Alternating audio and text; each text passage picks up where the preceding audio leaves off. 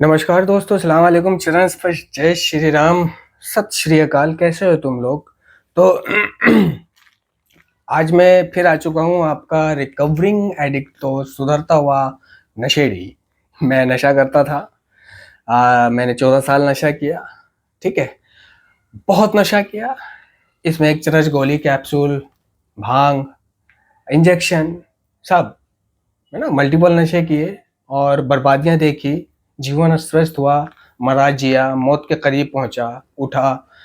4-4 नशा मुक्ति केंद्र काटे। हर नशा मुक्ति केंद्र से बाहर आके पी लेता था।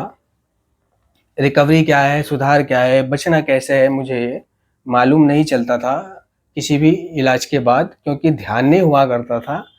परफेक्शन हुआ करती थी कि मैं इस बार जाके नशा नहीं करूँगा। नशा छोड़ने से मतलब है, कोई चीज़ सीखने से मतलब थोड़ी है ना। नशे से दूर कैसे रहा जाता है कि ये एक बीमारी है, बढ़ती हुई है, जानलेवा है। एक बार नशा शुरू कर दिया तो फिर रोक नहीं सकते, फिर करते रहेंगे, फिर से कीप कमिंग बैक हो जाएंगे, बैक टू पमेलियन, वो स्थिति हो जाएगी। ठीक है, ये सब अनजाने बातें, ये सब चीज़ें मेरे अंदर रही। मैं सुधरा नहीं और मैं हर बार बाहर आकर मेरी बीमारी मुझे घेर लेती थी, क्योंकि मुझे बचना नहीं आता था, क्योंकि मैंने बचना सीखा नहीं था। अपना दिमाग चलाया था कि मैं अपने जीवन को संभाल लूँगा, नशा ही तो बंद करना है, तो वो तो मैं बंद कर दूँगा। सुधार, रिकवरी, मीटिंग्स, इन चीज़ों से कोई लेना देना नहीं हुआ करता था मेरा, क्योंकि मैंने सुधरना ही नहीं था। और अगर सुधरना भी था तो मुझे सुधरने के तरीके पता नहीं थे। जो लोग मुझे बता चुके थे सुधरने के तरीके, वो मैं सुनता नहीं था इलाज के दौरान। लेकिन एक दिन मेरी इतनी हालत ख़राब हो गई कि मैंने खुद मदद की गुहार लगाई। अपने माँ-बाप से कहा कि मैं नशा छोड़ना चाहता हूँ, मुझे आखिरी बार नशा मुक्ति केंद्र भेज दो। मैं जानता था कि नशा मुक्ति केंद्र में मेरा बहुत बुरा हाल होने वाला है। मैंने दर्दों में जीवन गुज़ारना पड़ेगा, वहाँ पे कम खाना पड़ेगा, कम सोना पड़ेगा, है ना? और 4-6 महीने वहाँ पर दुःख में गुज़ारने भी पड़ेंगे, और हो सकता है मेरे को दूसरे ट्रीटमेंट की तरह विथड्रॉल भी हो वहाँ पर। मेरे को दूसरे ट्रीटमेंट में बहुत विथड्रॉल हुए थे दोस्तों। मैंने करीबन 9 दिन 9 दिन मुझे विथड्रॉल हुए थे। 9 दिन मेरे दर्द हुआ था, वो दर्द जो मेरे बाहर हुआ करता था नशा ना मिलने पर। अब वो दिन 9 दिन कंटिन्यूअसली मेरे वो दर्द चला, और मैंने वहाँ पे पाया कि किसी को मेरी परवाह नहीं थी। नशा मुक्ति केंद्र हो या जेल हो, यहाँ पे किसी को किसी की परवाह नहीं होती है। तड़प रहा है, मर रहा है, खाया नहीं है, हटा। हर किसी को अपने पेट पूजा से मतलब होता है ना? अपने आप से मतलब होता है। कोई किसी से मतलब नहीं रखता, कोई किसी का दर्द नशा मुक्ति केंद्र और जेल में नहीं समझता। ठीक है, आपके दर्द हो रहा है और आपके कूपन रखा हुआ है, घर वाले दे गए कूपन, सो गए, आपका कूपन भी चुरा लिया जाएगा। ठीक है, तो ये 2 जगहें ऐसी होती हैं जहाँ पे एक दूसरे के दर्द को नहीं समझा जाता है। सब अपने अपने दुख से परेशान होते हैं, सबको अपनी अपनी शांति चाहिए होती है, सबको अपना अपना पेट भराई चाहिए होती है। मैंने वहाँ पे पाया कि मेरे दर्द हो रहा है, क्लासें चल रही हैं, लेकिन मेरे को कोई ध्यान नहीं दे रहा, उल्टा मेरे को लताड़ रहे हैं, है ना? तो जब 9 दिन बाद मेरे विड्रॉल ख़त्म हुए, तो अपने ये चौथे इलाज में भी मैंने ये सोचा कि यार हो मेरे फिर से विड्रॉल ना हो। लेकिन मैंने ये सोचा कि यार होंगे तो होने देना, मरूँगा थोड़ी। 9 दिन होंगे, 10 दिन होंगे, 5 दिन होंगे, 6 दिन होंगे, पता थोड़ी है कितने दिन होंगे, क्योंकि नशा छोड़ने के बाद विड्रॉल कितने दिन होंगे ये कोई तय नहीं है दोस्तों। पहले इलाज में 9 दिन हुए, दूसरे इलाज में तो लास्ट इलाज में दर्द नहीं हुए, लेकिन हाँ कमज़ोरी वगैरह रही। ठीक है, वो धीरे धीरे नहाते धोते खाते पीते ठीक हो गई। तो विड्रॉल कितने दिन तक रहेंगे, कितने दिन तक नहीं रहेंगे, ये कोई तय नहीं है। और फिजिकल कितने दिन में ठीक होने लगेगा, है ना, ये भी कोई तय नहीं है। ये उसके नशा करने पर आधारित है, उसके बॉडी में ड्रग्स की डोज, कौन सी ड्रग्स की डोज कितनी मात्रा में है, उस पर आधारित होता है ये, ठीक है। और अपने चौथे इलाज से मैं इलाजों से भागा भी हूँ, है ना। और हर बार नशा करा है, बेवकूफ़ बनाया है घर वालों को, सब कुछ किया है जो कोई दूसरा कर सकता है। और लास्ट इलाज से भी मैं जब घर गया तो मैं पहले घर नहीं गया, पहले मैं नशे के ठियों पे गया। मेरे पास अगर पैसे होते तो मैं नशा कर लेता। और लास्ट इलाज से भी मैंने भागने की कोशिश की थी, लेकिन वो नाकामयाब हो गई। तो बाद में एहसास होता था कि यार मैं भागा, मेरे साथ के लोग भाग गए 3 लोग भाग गए और हम 2 लोग रह गए, नहीं भाग पाए। हम डर गए और हमें लगा कि अब हम पकड़े जाएंगे, आगे बढ़ते हैं तो, ठीक है। वापस आकर हम बैठ गए, लोगों ने हमें देख लिया था, ठीक है। तो सुधार में आने के बाद पता चला कि मैं उन 3 लोगों के साथ क्यों नहीं भाग सका, मैं क्यों रह गया। क्योंकि मुझे पता चला कि अगर मैं भाग जाता तो मैं नशा करता। भागने वाला व्यक्ति, नशा मुक्ति केंद्र से भागने वाला व्यक्ति, ज़्यादातर नशेड़ी नशा करता है। क्योंकि भागने के बाद वो डर, है ना, वो घर कैसे जाए, घर वालों को फेस कैसे करेगा, वो उनको जवाब देने की हिम्मत कहाँ से आएगी। तो वो हिम्मत उसको मालूम है, नशा कर लूँगा तो एक खुलापन आ जाएगा, आराम से घर जाऊँगा और सबको कड़क जवाब दूँगा, है ना, आ गया तो आ गया। तो वो घर वालों को फेस करने के लिए, है ना, भागा हुआ व्यक्ति नशा करता है। और वो इतना डरों में होता है, वो बच के घूम रहा होता है, कहीं आ ना गए हों, कहीं पीछे नहीं आ रहा हो, कहीं कुछ बंदे ना भेज दिए हों। तो वो डर हटाने के लिए नशा करता है, जिगरा लाने के लिए नशा करता है। मुझे पता लगा कि मैं क्यों नहीं भाग पाया था, है ना। जानते हो लोगों, ये ईश्वर की मर्जी थी, ये ईश्वर की मर्जी थी या अल्लाह की मर्जी थी कि मैं नहीं भाग सका। वह 3 लोग जो भागे, या जो नशा मुक्ति केंद्र से भागते हैं, वो नशा कर लेते हैं, बाद में घर जाते हैं, पहले नशा करते हैं। क्योंकि घर जाने की, घर वालों को, माँ बाप को फेस करने की हिम्मत जो उनको नशा ही देगा, वो उनके पास नहीं होती है। इसलिए वो नशा करते हैं अपने डरों को हटाने के लिए, अपने अंदर एक खुलापन लाने के लिए, बाप को, माँ को, भाई को फेस करने के लिए नशा करते हैं। दूसरे व्यक्ति भागता ही जब है, जब उसकी बीमारी उभल रही होती है, जब उसकी बीमारी जोर मार रही होती है। कि नशा मुक्ति केंद्र में भी उसकी बीमारी उसको जोर मार गई, नशा मुक्ति केंद्र से भी उसको भगा के नशा करवा दिया उसकी बीमारी ने, ताले में भी, देख लो। तो नशा मुक्ति केंद्र से कभी भागना नहीं चाहिए। अगर आपको नशा बंद करना है ना, नशा मुक्त जीवन जीना है, दूसरों की तरह जीना है, स्वस्थ जीना है, आगे बढ़ना है दूसरे लोगों की तरह, ठीक है, तो आपको भागना नहीं है, बस गुजारना है, सीखना है, और घर जाके मीटिंग्स, उसी दिन से मीटिंग्स करनी है। तो जब मैं गया तो सबसे पहले ठिए पे गया। अगर मेरे पास पैसे होते तो मैं नशा कर लेता, क्योंकि वो हिम्मत जुटाने के लिए मैं नशा चाहिए था मुझे। कि मेरा बाप, अब मैं अपने बाप को कैसे फेस करूँगा, अपने भाई को कैसे फेस करूँगा, है ना, और लोगों को कैसे फेस करूँगा। कि मैं भाग आया पराजित, एक पराजित इंसान। तो अपने डरों को हटाने के लिए मुझे नशा चाहिए था। मैं वहाँ पर बैठा भी रहा जहाँ नशा मिलता था, शायद कोई मुझे पिलाने वाला आ जाए, कोई दोस्त आ जाए तो मैं उससे पी लूँ, ठीक है। और जब तक नशा ना कर लूँ, जब तक मैं पा रहा था कि मैं चोरी भी नहीं कर सकता, मैं जेब तलाशी भी नहीं कर सकता। यानी कि जो मेरा काम था नशे को प्राप्त करने का, साधनों और जरियों की खोज करके जो हम नशा करते थे, मैं उन साधनों और जरियों की खोज ही नहीं कर पा रहा था, मेरी फट रही थी, डर लग रहा था। यहाँ पे पता चला कि हम चोरी या जेब तलाशी या स्नैचिंग बुरे काम नशा करके ही करते थे, बिना नशा करे नहीं करते थे, डर लगता था।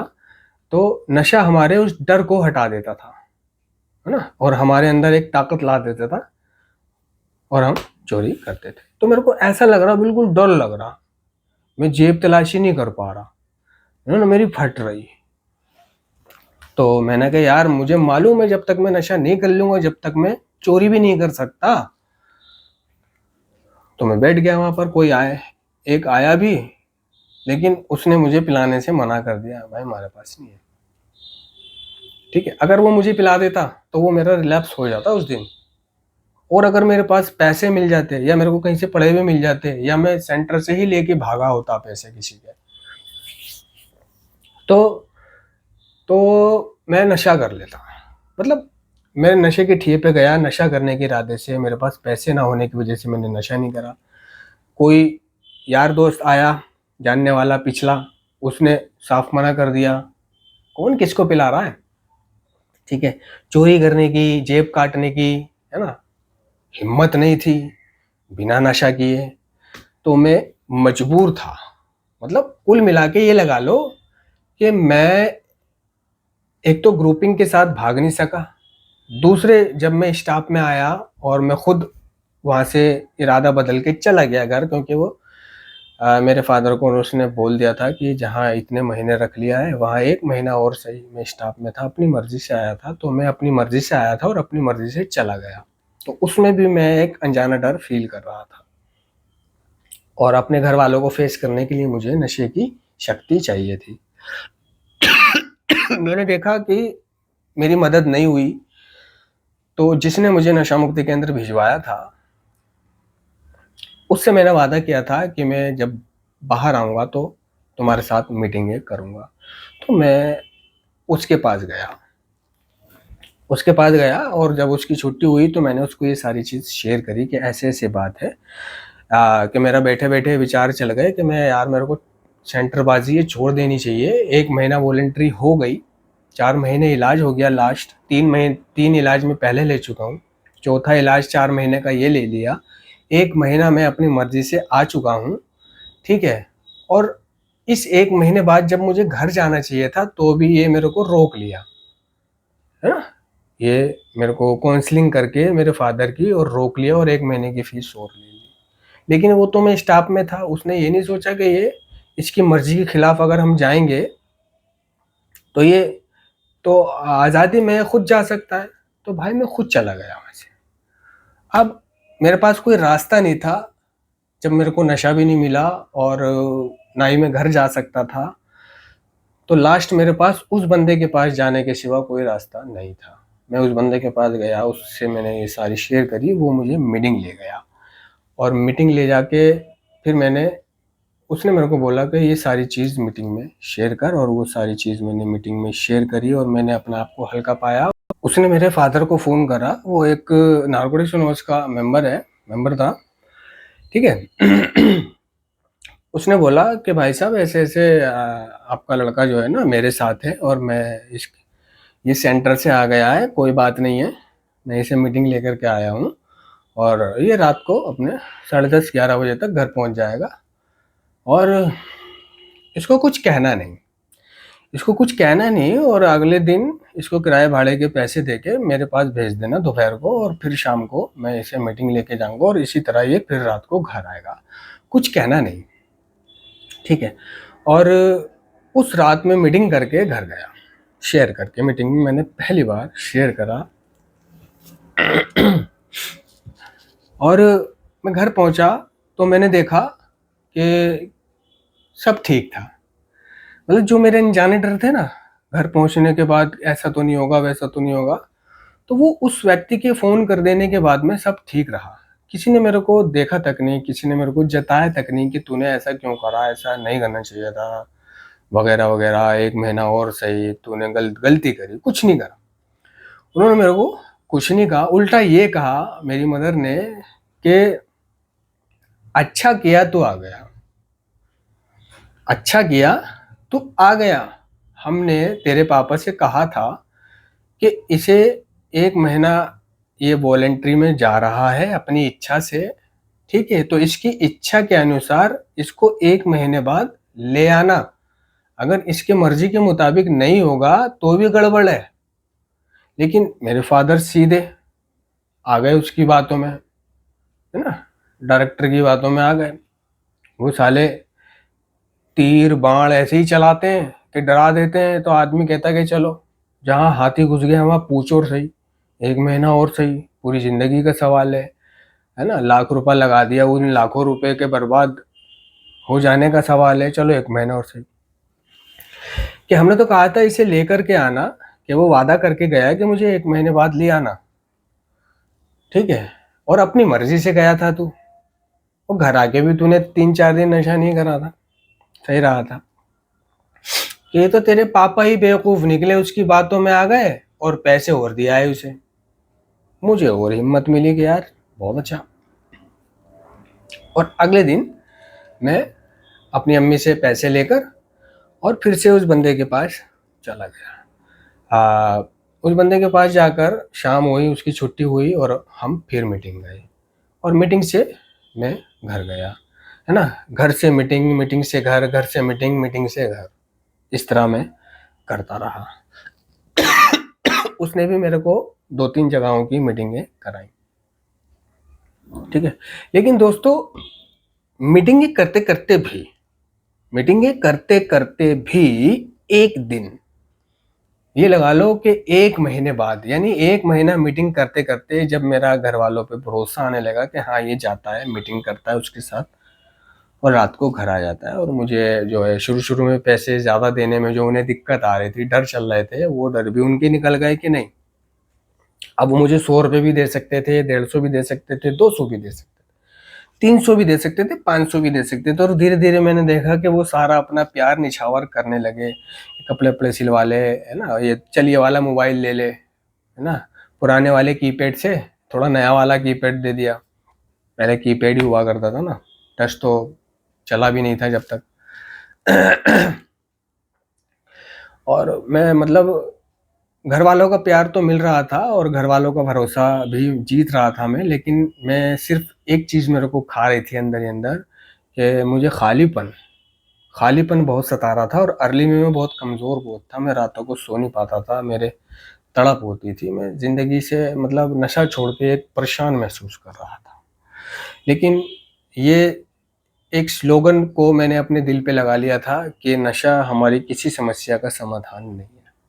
फिर चाहे वो नींद हो, भूख हो, प्यास हो, दिक्कत हो, परेशानी हो, कुछ भी हो, नशा मेरी किसी समस्या का समाधान नहीं है। मैं इस स्लोगन के साथ आगे बढ़ता रहा और ज़िंदगी को झेलता रहा, और कोई दिक्कत परेशानी होती थी उसको मैं शेयर करता रहा कि मेरे को ज़्यादा पैसे नहीं दे रहे, डर रहे हैं, कि कोई बात नहीं, वो डरेंगे, तूने उनका भरोसा इतनी बार तोड़ा है, वो डरते हैं कि कहीं तू नशा ना कर ले।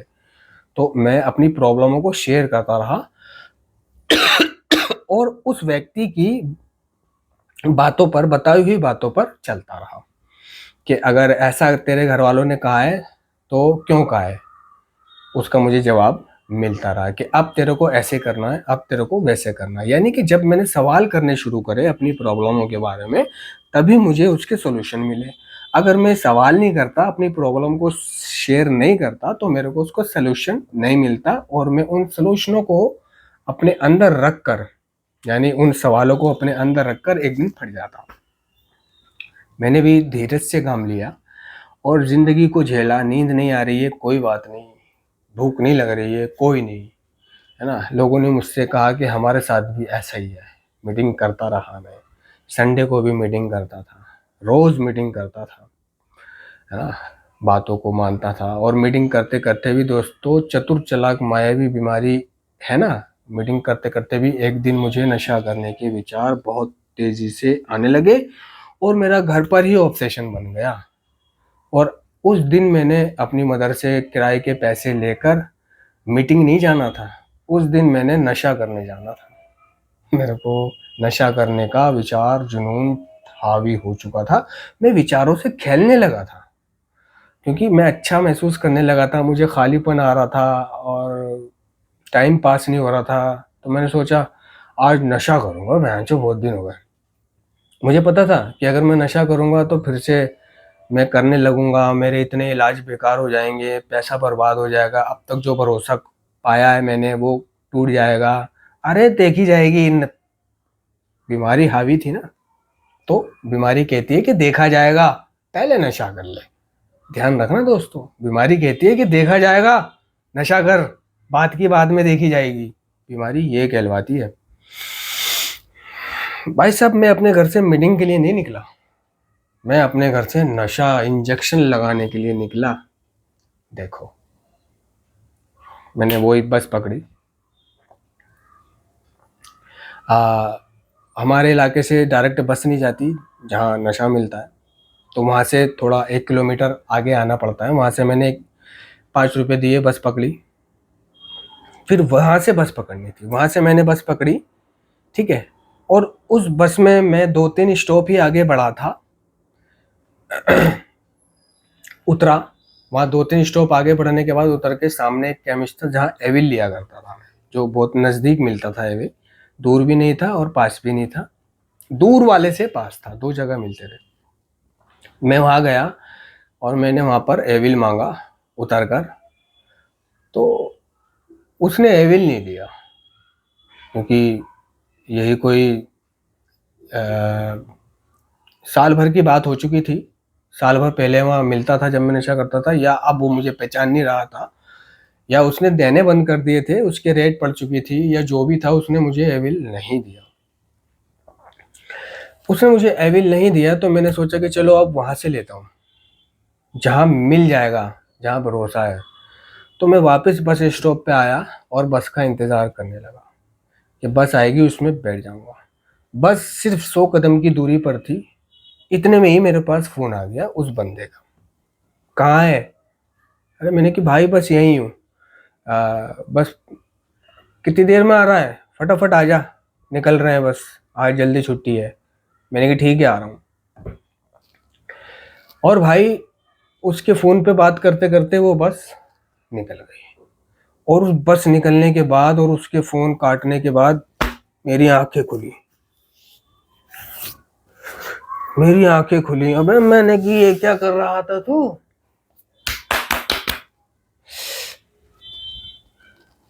वो बहनचो, वो नशे का जो धुंधला का मेरे दिलो दिमाग पे छाया था ना, नशा करूंगा आज, जिन विचारों को मैंने हावी कर लिया था अपने ऊपर। देखो, विचार हावी होते नहीं है, हम कर लेते हैं। मैंने हावी कर लिया था, मैं उनसे खेल रहा था, मजा आ रहा था, पैसा था, सब कुछ था, है ना, मौका था, कर सकता था नशा, देखा जाएगा। और भाई उसको तो मैंने नहीं कहा कि मैं नशा करने जा रहा था, मैंने कि बस आ रहा हूँ। एक और साथी को मैंने तुरंत फोन किया। देखो, मैंने टूल अपनाया, तुरंत फोन किया और अब ये सब बताया। उसने बोला कोई दिक्कत नहीं है, तू एक काम कर, पानी पी, कुछ खा ले और उसके पास चला जा और उससे शेयर कर दियो और मीटिंग में शेयर कर दियो। ठीक है, तो मतलब मैंने फिर उसके पास गया और उससे मैंने ये चीज़ शेयर करी। उसने बोला अच्छा, कि ये जो है ना ईश्वर की इच्छा है, कि ईश्वर नहीं चाहता कि तू नशा करे, कि ईश्वर नहीं चाहता, परवरदिगार नहीं चाहता कि तू नशा करे, कि ये ईश्वर की इच्छा है। तो 2-3 जगह मैंने देखा कि हाँ, मेरे को वहाँ ग्रुपिंग में से भाग जाना चाहिए था, लेकिन मैं रह गया। और जब मैं स्टाफ में से खुद चला आया घर, तो मैं नशे की ठिये पे पहुंचा, वहाँ मेरे को नशा नहीं मिला, किसी बंदे ने भी मेरे को देने से मना कर दिया, चोरी मुझसे की नहीं गई, जेब मुझसे काटी नहीं गई डर की वजह से। ठीक है, फिर मैं मीटिंग करने लगा, मीटिंग करते करते इसका फ़ोन आ गया, मैं नशा लेने जा रहा था।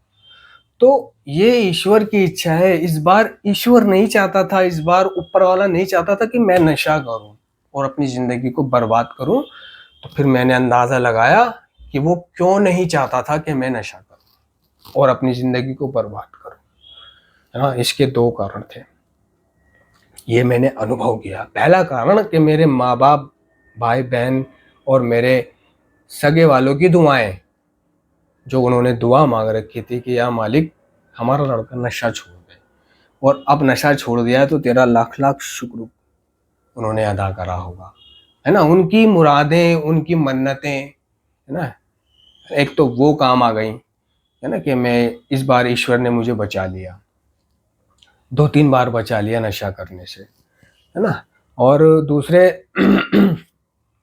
कि ईश्वर चाहता था, कि जानता था क्योंकि वो तो सब कुछ जानता है, इल्म रखता है ना। उसने ये दुनिया बनाई है, हमें बनाया है। वो जानता था कि अगर ये नशा नहीं करेगा,